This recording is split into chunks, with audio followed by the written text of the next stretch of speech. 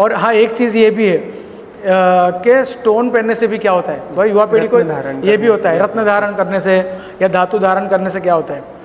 एक बहुत ही अच्छा मैं आपको बताता हूँ, IPL is going on right now, right, IPL चल रही है। IPL में जब हार्दिक पांड्या आते हैं, रिंकू सिंह आते हैं, विराट कोहली तो कुछ पहनते नहीं है, बट गले में जब प्लेटिनम की चेन पहनते हैं ना तब हमको होता है, या एंड्रू रसेल आते हैं तो जो प्लेटिनम की चेन पहनते हैं हमें होता है यार ऐसी चेन हम भी बनाएंगे। अच्छा, इट्स अ डायरेक्ट रिफ्लेक्शन। धातु का रिफ्लेक्शन क्या होता है ये मैं बता रहा हूँ। और आप सोने की आपने बहुत बड़ी चेन पहनी है तो क्या आप छुपा के रखोगे? बाहर दिखा नहीं पड़ेगी ना उनको, एक बटन खुला रखेंगे, बाहर दिखाएंगे, क्यों? लोगों को लगना चाहिए सोना है। तो ये सोने की इफेक्ट है। अगर आप वहाँ पे आपने और कोई धातु की पहनी है तो वो इफेक्ट नहीं आएगी। क्यों? अब आप देखिए, जैसे ही सोना टच हुआ ना आपके अंदर वाइब्रेशन चेंज हुए। आपने 4 अंगूठी पहनी है तो बार बार ऐसे आप करोगे, जैसे आईफोन होता है ना मेरे पास भी है खैर पर वो पहले ऐसा था, आज ऐसा नहीं है। आईफोन था ना तो बार बार एप्पल दिखाते थे, क्यों? वो it's a direct effect, it's a status symbol, right. तो आप सोना पहनने से या प्लेटिनम पहनने से आपको तुरंत इफेक्ट होता है कि माला या मेरी चेन बाहर दिखनी चाहिए, वो रुद्राक्ष में नहीं होगा, है ना।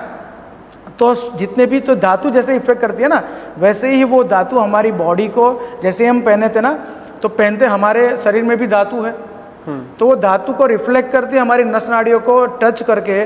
स्टोन भी ऐसा ही है। आप मुझे ये बताइए, जैसे स्टोन है तो स्टोन आप नदी में गए, समुद्र में गए तो वहाँ पत्थर पकड़ेंगे ना तो वो ठंडा होगा। वहाँ की रेत में किनारे से दूर आप जाएंगे तो खुदेंगे ना तो नदी के पास पानी निकलेगा, समुद्र में भी पानी निकलेगा। वहाँ स्टिल जल नहीं है, जल तत्व होगा पर वहाँ पे। उसके लिए आयुर्वेद में पदार्थ विज्ञान अगर आप पढ़ेंगे शब्द गुणकम आकाशम और वो सब, तो उसके बारे में। तो वैसे ही हमारे जो स्टोन है, पत्थर है, तो जैसे आप उसको टच करेंगे तो आप कितने समय बाद भी वो ठंडा लगेगा आप, क्योंकि उसमें जल तत्व अभी भी है। तो जो भी ग्रह है, अगर हम ग्रह पहनते हैं, धारण करते हैं, तो जैसे ही वो हमें, और वो एक वहाँ पे नियम है ज्योतिष में, अगर आप कोई भी अंगूठी पहनते हैं, रत्न पहनते हैं, तो आपके शरीर को टच होना चाहिए। अगर वो टच नहीं होता तो कोई रिफ्लेक्शन नहीं होगा। अगर वो टच करेगा it means it reflect you.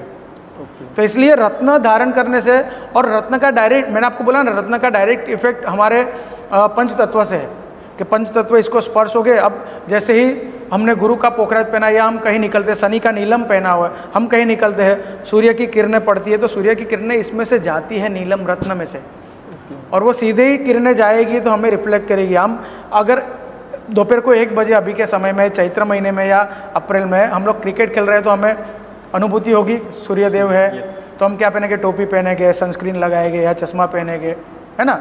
But अगर वही चीज़ अगर रात्रि को हो रही है तो कुछ ज़रूरत नहीं है।